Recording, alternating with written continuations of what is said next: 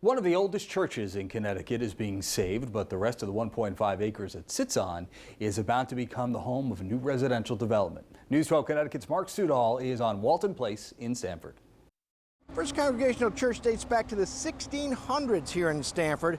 But this particular building was erected back in 1913. The congregation has moved many times over the years, and with mounting debt had to sell the building a few years ago for $5 million to Copperline Partners, who now has bigger things in mind.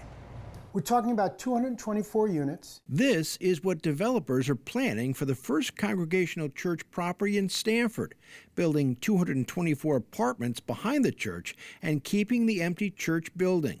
It's been a whole process over the decades. How do you deal with protecting these buildings, repurposing them, or how do you monetize the land around so the church can stay there and afford to keep it up? The Stamford Historical Society says First Congregational Church was the center of life in Stamford, once housing both church and town meetings.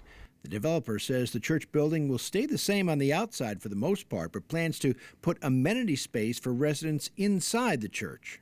The congregation has since relocated nearby. The zoning board still has to give final approval sometime next month.